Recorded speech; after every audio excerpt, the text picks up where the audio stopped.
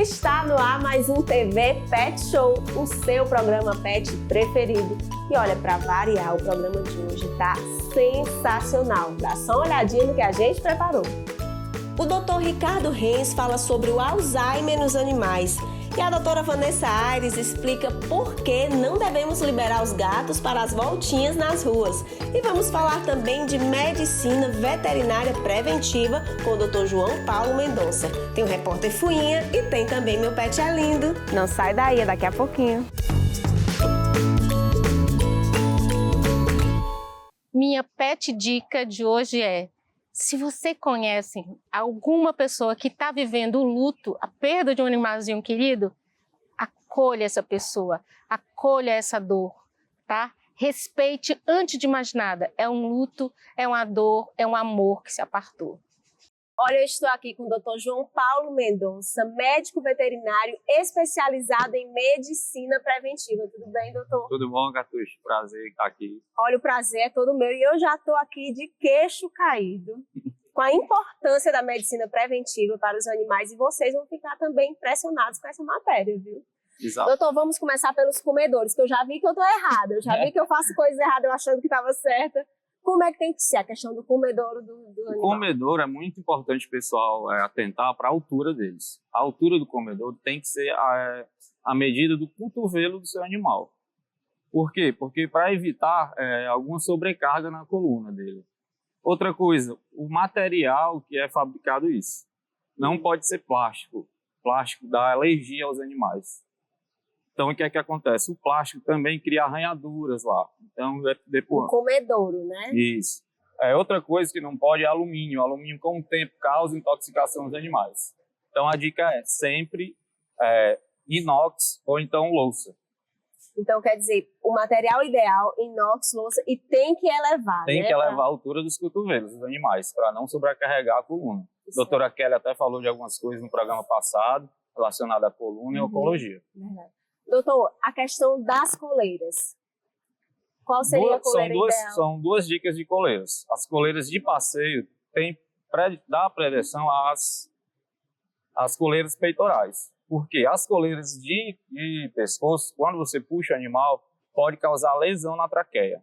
Então, qual que você indica, doutor? Coleira peitoral. Sempre. Certo.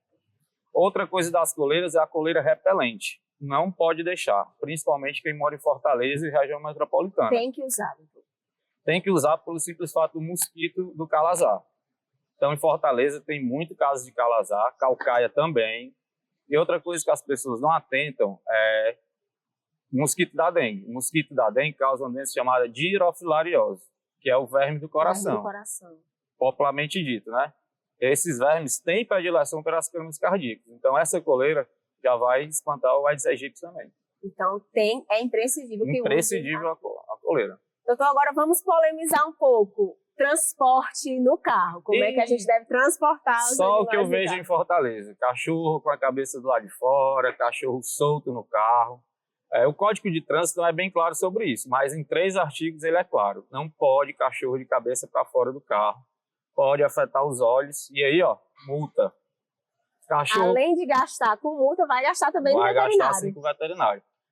Como é que eu devo transportar? Sempre no banco de trás, com o cinto de segurança, que hoje tem próprio, né, já, para os cães. Aquelas cestinhas, né? Se você preferir na caixa de transporte, sempre no piso do carro, ou se colocar no banco, amarrar com o cinto de segurança. Mesmo na caixinha de transporte? Mesmo na caixinha de transporte. Porque já teve relatos de colegas que as pessoas sofreram acidente e os cães sumiram. As pessoas foram resgatadas e os cães sumiram e a pessoa ainda leva multa. Foram jogados para fora. Jogaram para fora do carro. Então, animal no colo. Animal no colo, cabeça de fora, não quero ver mais. E ainda tem quem dirige no colo. Exatamente. Com criança, com 2 tipos de criança, tanto os cães como os humanos. É verdade. Doutor, a questão das escadas, tem alguma recomendação para quem tem escada em casa? Muita gente não sabe disso. Hoje os cães têm muita frequência de problema articular. Escada e rampa, desde pequeno, evita muito esses problemas. Articulação de cotovelo, coxo femoral. A curto prazo vocês não vão notar isso, mas a longo prazo sim. Essas escadas e rampas vão facilitar, vão dificultar acidentes de pulo, tudo isso na escada e rampa. Mas como assim? O senhor diz eles ficarem subindo Eles têm muito? que subir em camas e sofás, que hoje é hábito deles, tem que subir pela escada Ai, tem que ou ter pelas um... rampas. Ah, eu entendi. Hoje A você gente tem que encontra facilitar. encontra nos pet shops, no Instagram tem pessoal que fabrica já na altura certa, de acordo com a sua casa. Doutor, então quer dizer coisas que eu não sabia. Se ele criar o hábito de sempre pular da cama diretamente pro chão ali, vai causando... Vai ao longo do causando ao tempo. Você não vê de imediato, mas ao longo, principalmente quando eles chegam na transição de fase adulta para idoso, você já vai notando ele com dificuldade. Tem algumas raças que têm uma predisposição a isso, a apresentar mais esse tipo de problema? Tem sim, a gente vai falar no outro tópico, mas já adiantando, hoje em dia a gente vê muito cães das raças pequenas, shih tzus, com problemas de articulares. Isso a gente só tinha antigamente nos cães grandes. Hoje em dia a gente já está encontrando já nos pequenos animais. Entendi. Doutor, questão de unha, hidratação, higiene do animal, tem alguma dica que a gente tem que ser atento? Pronto, a gente ia falar dos cães pequenos. Vocês têm, gente, que quando levar o cão para tosa, pedir para tosar os coxins deles, porque aqueles pelinhos que ficam deslizam, tiram atrito e deslizam. E com o tempo vai ocasionar a mesma coisa que ocasionando sem rampa. Corte das unhas também, eles ficam sem atrito. E hoje existe no mercado alguns produtos para hidratar os coxins. Então você tem que hidratar e aí você cria mais aderência no seu cão. E aí ele não tem muito problema articular. Isso é tudo prevenção. E tem algumas pessoas que dizem a questão também do passeio quando o tempo está quente. Também tem que ter esse cuidado. Exatamente, pelo amor de Deus. Já vi gente meio-dia passeando com um cachorrinho. Não pode, né? Não pode. E aí, falando do outro tópico de prevenção, a gente tem que atentar para quando o cão chegar, a gente limpar as patas. A gente tem produtos também. Limpa Sempre patas. passear. Isso. E existe também os produtos para limpar o ambiente. Você não pode limpar o ambiente com quibo, essas coisas fazem mal ao animal. Então, existem produtos aí no mercado que você chega, limpa, é fungicida, bactericida, serve para limpar aí o pessoal que está com a pandemia, serve para limpar tudo. Então, esses produtos comuns, como água sanitária, a gente também não pode usar, porque pode causar... Sempre produtos à base de amônio quaternário. Entendi. Doutor, é verdade que o senhor faz a consultoria na casa do seu paciente? Faça a consultoria. Em casa é bem melhor, porque eu vejo onde é que o animal está, onde eu convivo, então a gente consegue se conectar com o tutor e o animal. Olha, doutor, eu acho que essa matéria é de uma extrema importância e vai surgir muita dúvida. Nosso direct com certeza vai ter dúvida. Eu já convido o senhor para voltar aqui e a gente fazer uma outra matéria falando disso. Eu gostaria que, antes de encerrar, o senhor falasse as suas redes sociais aqui para poder, quem quiser ver o seu trabalho. Quem quiser mais dicas aí, é só seguir @jpetprev, deve estar aparecendo aí embaixo. Então foi um prazer falar com vocês e com você, Gato. Olha, o prazer é todo nosso, doutor. Espero que o senhor volte aqui para nos alertar com mais, certeza. Abrir nossos olhos. Estarei aqui sempre convidado. Muito obrigada.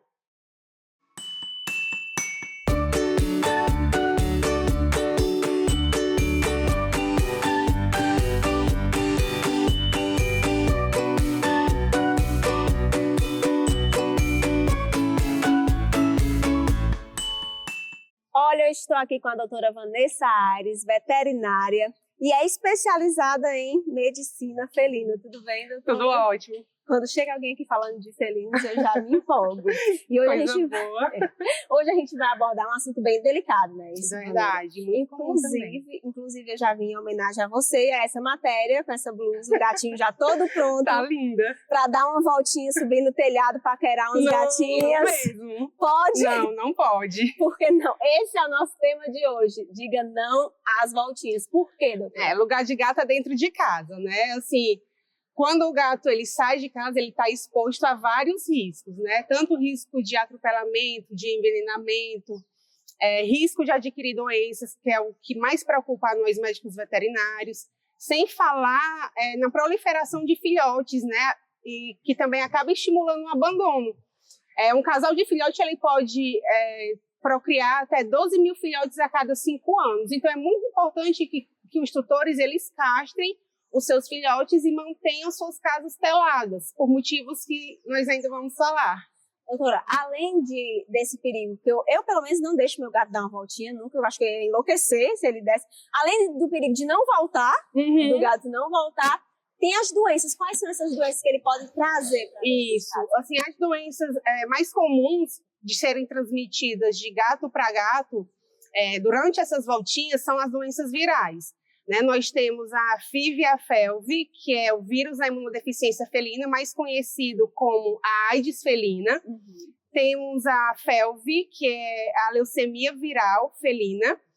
E temos a peritonite infecciosa felina e a panleucopenia felina. Todas são doenças virais, são transmitidas de um gato para outro através de secreções, excreções, mordidas ou arranhaduras. O gatinho ele pode contrair a doença brigando com outro gato, lambendo outro gato, através do contato com xixi ou fezes de outro gato. E isso é muito comum acontecer nesses casos de gatos que dão essas voltinhas. A gente recebe muito no consultório. Gato com sintomas bem característicos da doença, né? Quando a gente faz os testes, faz os exames, e quando a gente interroga o tutor, ele fala que o animal tem o costume de sair, que a casa não é telada, ou que o animal não é castrado. A gente solicita os exames mesmo só para confirmar. Entendi. A senhora recebe muito, doutora? Sim. Animais que dão essas voltinhas? Porque eu acho tão perigoso isso. Lá em casa eu não deixo de jeito nenhum, mas é comum receber? Infelizmente, é muito comum. Né? E como eu disse, os sinais clínicos que os animais apresentam são muito característicos da doença. Né? Principalmente assim, quando o veterinário ele já tem costume, já tem aquela rotina de receber animaizinhos que costumam dar voltinhas e que vem com esses sintomas, a gente já sabe, né? Já imagina o diagnóstico. Então, doutora, eles podem vir, além de feridos no abrigo ou serem atropelados, essas doenças, é importante falar, porque você me disse antes da entrevista que não são doenças que não têm cura. Isso. Você vai conviver para que ele tenha qualidade de vida, mas não tem cura. Não tem cura. Assim, no caso da FIV e da FeLV, né, são doenças, todas que eu falei aqui são doenças virais, mas no caso da FIV e da FeLV são doenças onde o vírus ele vai comprometer células de defesa, como os linfócitos e os macrófagos. Né? Então, o animal ele vai estar exposto a várias doenças. Né? O sistema imune dele não vai ter como combater outras doenças que possam surgir. Vanessa, eu tenho mais uma pergunta, mas aí você começou a falar dessas doenças e me bateu uma curiosidade. Já que quando o animal vai dar uma voltinha, ele corre esse risco de adquirir essas doenças, quando a gente adota, quando a gente resgata um gato de rua, então a gente vai ter que fazer vai ter que se precaver, vai ter que fazer esses exames, então, para não trazer as doenças para casa. Né? Sim. É muito importante que a pessoa que está adotando, um adotante, ele, ao receber o gatinho, ele solicite os exames básicos, né? Vai ao veterinário, o veterinário vai solicitar alguns exames laboratoriais e o ELISA, que é o que a gente chama de teste rápido, para FIV e FeLV, né? E as outras doenças virais que eu falei. Outra curiosidade, estamos perto de encerrar. Castrar vai fazer com que... É mito ou é verdade? Vai fazer com que o animal queira ficar em casa ou não tem isso? Não, é mito. Essa questão de o animalzinho sair de casa para dar as voltinhas não tem a ver com a castração, certo? Porque, assim, o que vai estar sendo retirado na cirurgia de orquiectomia são os testículos do gatinho, né? Não são as pernas. Muito bem. Pois tá aí. Agora eu fiquei imaginando ela falando isso pro cliente. Doutora, eu castrei, ele não sai. Eu não tirei as pernas. O gato ele vai continuar saindo do mesmo jeito. Então, mais uma coisa. Já que não pode sair, eu sempre achei essa história errada, deixar dar essa voltinha, porque é como um filho saindo e você não sabe o que vai acontecer, né? Com certeza. O que é que eu posso fazer para evitar que ele tenha essa vontade de sair, para que ele não tenha essa curiosidade que o gato não queira sair? A única saída, na verdade, para evitar que o gato queira dar essas voltinhas, realmente é telar a casa, né? Não existe outra opção. As pessoas costumam dizer que os gatos dão uma voltinha para evitar o estresse. A senhora concorda com isso? Ou tem outra maneira de evitar? Não. O gato não dá voltinha para evitar o estresse. Para evitar o estresse do gato, é como a gente falou na reportagem anterior sobre medicina felina, né? Você tem que ter o enriquecimento ambiental, tem que ter arranhador, tem que ter prateleira, caixa de papelão, e assim, são coisas que já está disponível a todos os gateiros e gateiras, independente da condição de cada um, né? Porque o gato adora caixa de papelão, então isso já é um enriquecimento ambiental, né? Para quem não tem condição de colocar as prateleiras ou comprar um arranhador. Então, doutora, resumindo, não, de jeito nenhum, diga não à voltinha. De jeito nenhum, diga não às voltinhas, vacine, porque se o seu gato contrair alguma dessas doenças, o prejuízo é muito maior. Doutora, muitíssimo obrigada. Agora, antes de encerrar, quem quiser acompanhar seu trabalho, fala suas redes sociais. Pronto. Quem quiser acompanhar meu trabalho, tem várias dicas sobre cães e gatos. Verdade, eu acompanho. Principalmente sobre gatos, né, que é a minha paixão, através do Instagram, que é @VanessaAiresMedVet. Obrigada, doutora. Nada, que agradeço. A minha pet dica de hoje é: não dê paracetamol para o seu gato. Paracetamol causa importante intoxicação porque o gato não consegue metabolizar essa medicação, podendo causar rapidamente o óbito do seu animal.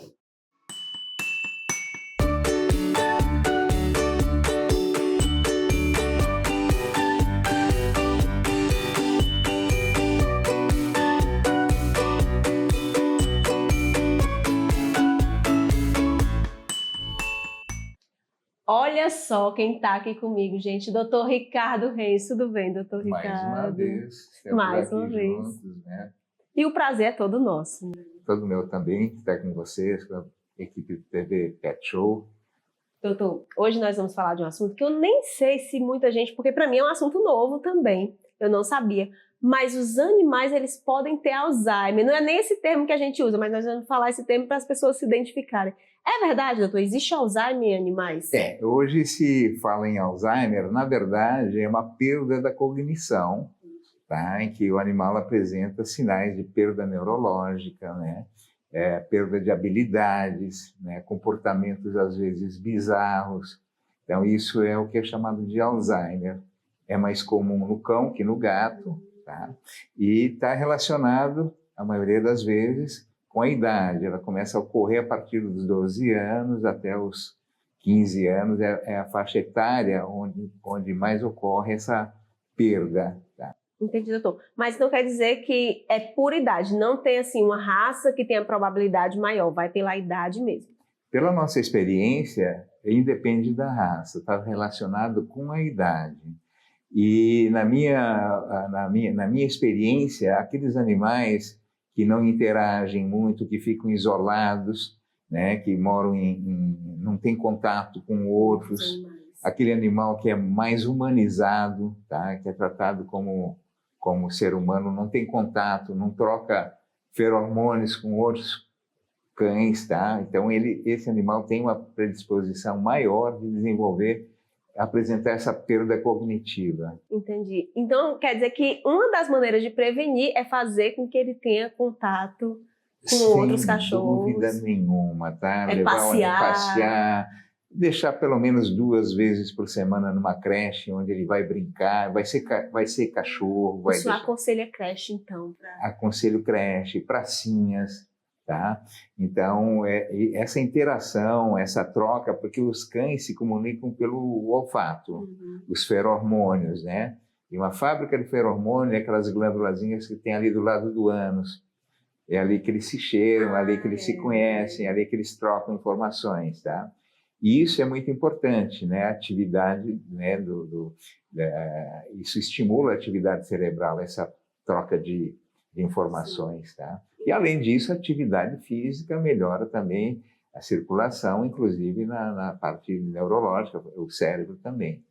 Isso é bem documentado em humanos, mas eu acredito que em cães segue o mesmo caminho. Porque está tudo muito parecido, né, Está muito parecido. Hoje os cães estão praticamente não, hoje eles são membros da família, tá? Antes o cão era uma utilidade doméstica, nem entrava em casa. Então, e é por isso que essas patologias vão aparecendo, porque está vivendo mais, né? É uma doença pela idade. Mais, exatamente. Tem algumas doenças, né? Algumas patologias que estão relacionadas ao envelhecimento. Então, os cães hoje, por conta de cuidados veterinários, de alimentação, de vacinas, eles estão vivendo mais, então estão chegando naquela faixa etária em que há essa ocorrência de perda cognitiva. Doutor, em casa, assim, tanto para mim como para quem está em casa, como é que eu percebo, assim, eu já tenho um cãozinho idoso, como é que eu percebo os sinais, assim, de que ele vai ter Alzheimer? Tá, às vezes ele começa pela perda auditiva, ele não ouve mais a campainha, tá? Ele dorme muito, tá? Às vezes ele fica sem saber onde está, fica olhando para a parede, imóvel, tá? Ou então andando em círculo. Ou aquele cão que não dorme à noite, fica andando ou latindo a noite inteira, tá? Como se ele estivesse num ambiente estranho. Então, são esses comportamentos anormais, que a gente diz até comportamentos bizarros, de ter, digamos assim, ficar como estátuas, né? Em frente a uma parede, às vezes entra num lugar, ele não consegue sair, ele não consegue dar ré, como se diz. Se entrar no lugar estreito. Entra no lugar estreito, ele não consegue mais sair, não tem habilidade. Às vezes não tem habilidade para subir um degrau, que antes ele tinha agilidade para subir vários degraus, então ele olha para o degrau e não tem coragem, né, de subir. Então esses comportamentos são realmente perda da cognição.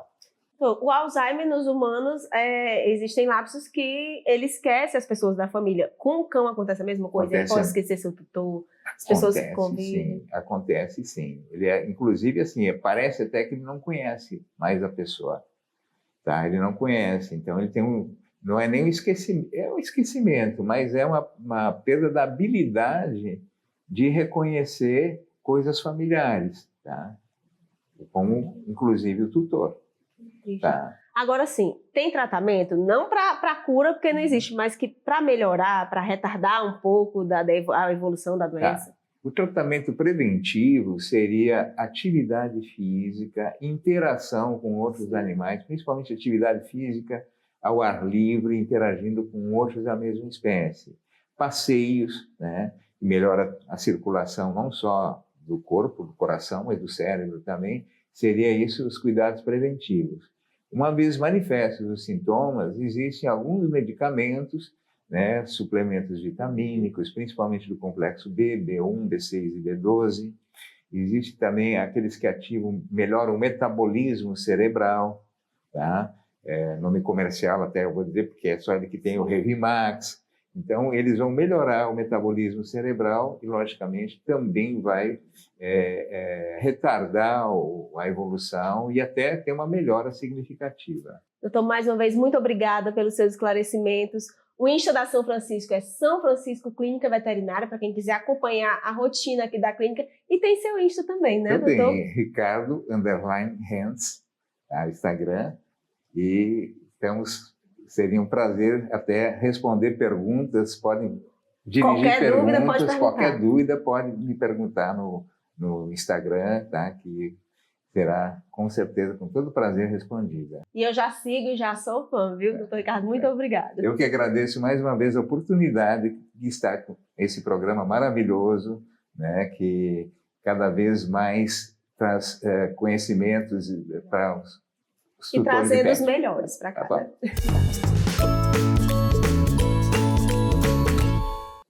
A Pet Dica de hoje, se você tiver um cão com alterações no comportamento estranho e já tem mais de 10 anos, consulte um veterinário. Pode ser já perda de cognição, também conhecida como Alzheimer.